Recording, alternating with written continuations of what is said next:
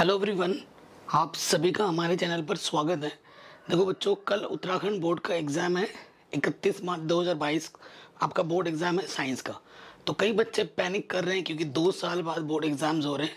और ये जो मैं वीडियोस बनाता हूँ ना, वो सबके लिए इंपॉर्टेंट है, जितने भी हिंदी मीडियम स्टूडेंट हैं। तो ये स्ट्रेटेजीज आप यूपी बोर्ड्स वाले भी देख सकते हैं। और जैसे ही साइंस का कल पेपर आएगा ना, वो सोल्यूशन भी करवा दूंगा मैं। सो उसकी टेंशन मत लो, वो यूपी बोर्ड वाले और जो बाकी स्टेट बोर्ड है उनको भी मदद करेगा। तो बच्चों, आप डरने की कोई ज़रूरत नहीं है। सिंपल सा लॉजिक है। वो क्या है मैं आपको समझाता हूँ। सबसे पहले आपको देखो, उत्तराखंड बोर्ड का अगर मैं बात करूँ स्पेशली, क्योंकि मैं भी उत्तराखंड बोर्ड से पढ़ा हूँ। जिस बुक से आप पेपर, जो एनसीईआरटी आप पढ़ रहे हैं, उसी एनसीईआरटी को मैंने भी पढ़ा है। और मेरे टाइम में हमारा जो पेपर होता 80 नंबर का होता था, और मेरे 80 में से 80 नंबर आए थे। कैसे आए थे वो मैं आपको बता रहा हूँ। अब आपको पता है प्रैक्टिकल में अच्छे नंबर मिल ही जाते हैं। 80 में से 80 कैसे लाना है, पूरे नंबर कैसे लाने, वो मैं आपको बताऊंगा। सबसे पहले देखो, उत्तराखंड बोर्ड में ना लगभग जो पेपर बनता है वो एनसीईआरटी से बनती है। कैसे? एनसीईआरटी के जो बॉक्स के अंदर के जो क्वेश्चन है ना, उसको जरूर कर लेना। वहां से बहुत सारे क्वेश्चन आते हैं।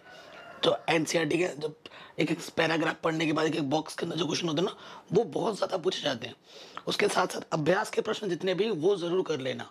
और हो सके तो पिछले 5-10 साल के क्वेश्चन पेपर कर लेना, जो कि मैं करा रहा हूँ। कल देख रहे हो ना अपने, 3-4 पेपर मैंने करा दिए हैं। अभी और पेपर शाम तक करवा दूंगा।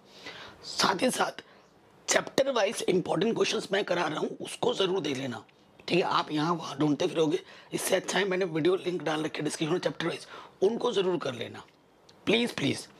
अब मैं स्ट्रेटजी की बात कर रहा हूँ, ठीक है, कि आपको कैसे तैयारी करनी चाहिए, कैसे क्या करना चाहिए। सो टेंशन मत लो। अगर मैं केमिस्ट्री की बात करूँ, ठीक है, नंबर 1 हम केमिस्ट्री की बात कर रहे हैं। ठीक है, केमिस्ट्री मतलब रसायन विज्ञान। ठीक है, चैप्टर का नाम नहीं लिखूंगा, मैं बोल दूंगा चैप्टर नंबर 1, जैसे कि हमारा क्या है, रासायनिक अभिक्रिया एवं समीकरण। तो हर चैप्टर में कुछ टॉपिक ऐसे हैं जो हर साल रिपीट होते हैं। जैसे चैप्टर 1 की मैं बात कर रहा हूँ, रासायनिक अभिक्रिया। ठीक है ना, रासायनिक अभिक्रिया, ये टॉपिक बहुत इंपॉर्टेंट है और इसमें बहुत चीज़ें आ जाती हैं।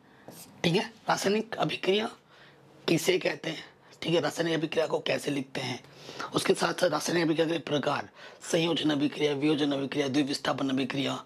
ठीक है, उसके साथ आपका उपचयन अभिक्रिया, अपचयन अभिक्रिया, रेडॉक्स अभिक्रिया। रासायनिक अभिक्रिया को संतुलित करना हर साल आता है। ठीक है, हर साल ये टॉपिक हर साल आएंगे। नंबर 2 चैप्टर पे आ जाते हैं, अम्ल, क्षार एवं लवण। ये जो चैप्टर है, अम्ल क्या होता है, क्षार क्या होती है, ठीक है, लवण क्या होता है। ठीक है, उसके बाद अम्ल और क्षार मिलकर क्या बनाते हैं, है ना। ये आ सकता है, अम्ल जब किसी मेटल के साथ अभिक्रिया करता है, धातु के साथ अभिक्रिया करता है, तो क्या होता है। उसके साथ साथ plaster of Paris, gypsum, bleaching powder, ये कैसे बनाए जाते हैं, इनके रासायनिक नाम क्या हैं, इनके उपयोग क्या हैं। ठीक है, क्या होता है जब, ऐसे क्वेश्चन हर साल आते हैं। ये दूसरे चैप्टर से ऐसे क्वेश्चन हर साल आते हैं।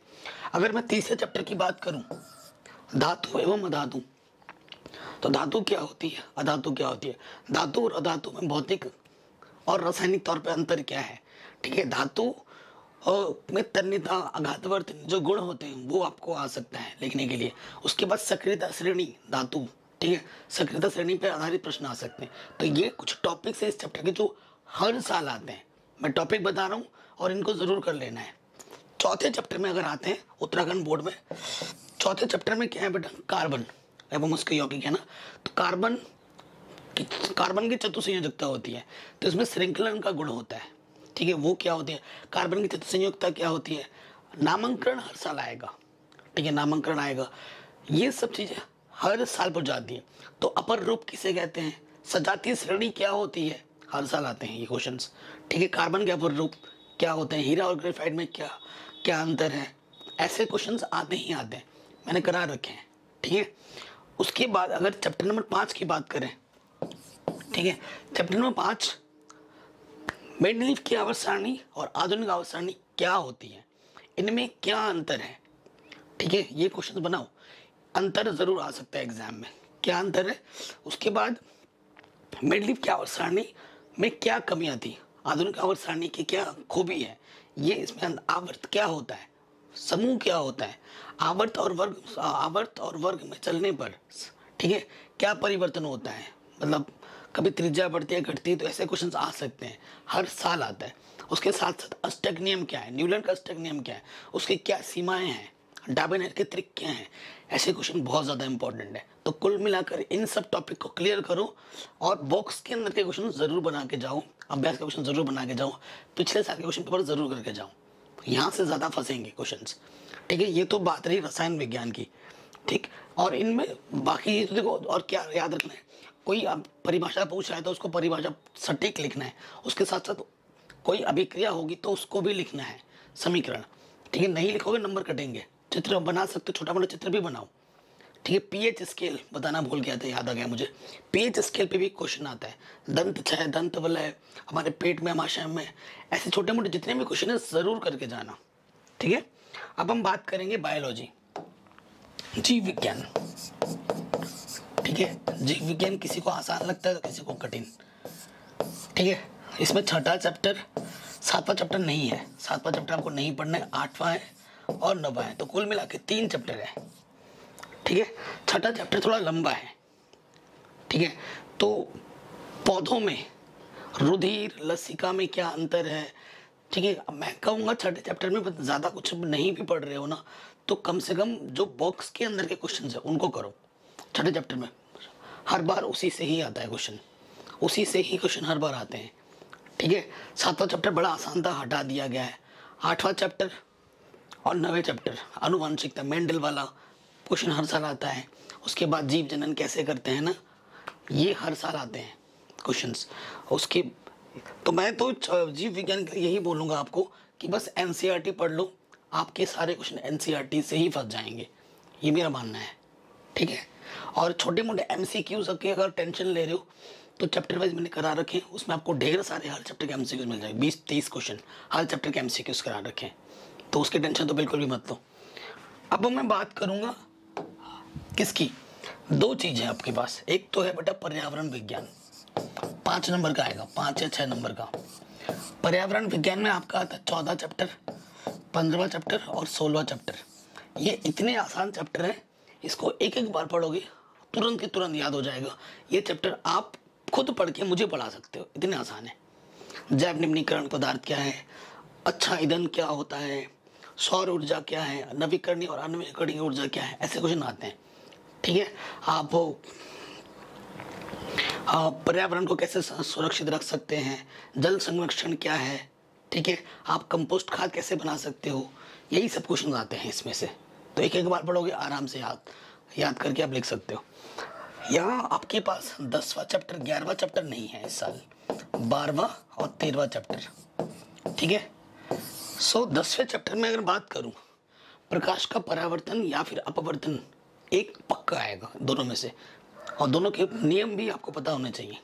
ठीक है, इस पर आधारित जो न्यूमेरिकल है, उत्तल लेंस, अवतल लेंस, उत्तल दर्पण, अवतल दर्पण, एक क्वेश्चन जरूर आएगा बड़े नंबर में, 5 नंबर में, लिंक मिल जाएगा, डिस्क्रिप्शन करा रखा है, गारंटी के साथ बोल रहा हूँ, आएगा। फोकस दूरी और वक्र त्रिज्या से संबंधित एक प्रश्न जरूर आएगा, 1 नंबर या फिर 2 नंबर में। तो न्यूमेरिकल चैप्टर नंबर 10 से आएंगे। उसके साथ साथ उत्तल दर्पण के क्या उपयोग हैं, अवतल दर्पण के क्या उपयोग हैं, ठीक है, ये सब आ सकता है। चैप्टर नंबर 12वें पे आ जाते हैं, विद्युत चैप्टर का नाम है। तो विद्युत धारा, विभवांतर, ठीक है ना, इस पे छोटे मोटे जितने भी न्यूमेरिकल हैं वो विद्युत जनित। तो 12वां और 13वां चैप्टर काफी इंपॉर्टेंट है। ये 10वां, 12वां और 13वां चैप्टर एनसीईआरटी के जितने भी विद्युत मोटर, विद्युत जनित, इनमें से हर साल आता ही आता है क्वेश्चंस। तो चैप्टर वाइज जो करा रहा हूँ वो जरूर देख लेना, एनसीईआरटी के भी क्वेश्चंस और अलग से जो हटके क्वेश्चन भी मैंने करा रखे वो करके जाना। यहाँ से न्यूमेरिकल बहुत पूछे जाते हैं, वो भी देखना, ठीक है ना। सर्किट वाला न्यूमेरिकल जरूर आएगा, वो हर साल आता है, उसको भी करके जाना।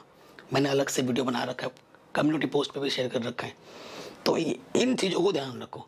कुल मिला के पेपर आसान आता है, उतना टेंशन लेने की कोई ज़रूरत नहीं है। बस आपने पूरे साल भर जो पढ़ाई की है उसको अच्छे से रिवीजन करो, अच्छा। और जीव विज्ञान में चित्र बनाने के लिए भी आते हैं, तो चित्र बनाने के लिए जो चित्र बार बार आते हैं उसके लिए भी मैंने अलग से वीडियो बना रखा है, जिसके लिंक्स मैं डाल दूंगा डिस्क्रिप्शन पे, ज़रूर देखो, ठीक है। एनसीईआरटी को अच्छे से पढ़ाई करो और पिछले कुछ साल के जो क्वेश्चन पेपर है उसको ज़रा कर लो, आप एग्ज़ाम में फोड़ दोगे। और ज़्यादा टेंशन मत लो, एग्ज़ाम आपका आसान ही आएगा। Believe your self. ठीक है, तो कक्षा 11 में आपसे मिलेंगे और कक्षा 11 की मैथमेटिक्स चैनल पर ऑलरेडी कंप्लीट है, कहीं आपको जाने की ज़रूरत नहीं पड़ेगी। जय हिंद, अपना ख्याल रखिए।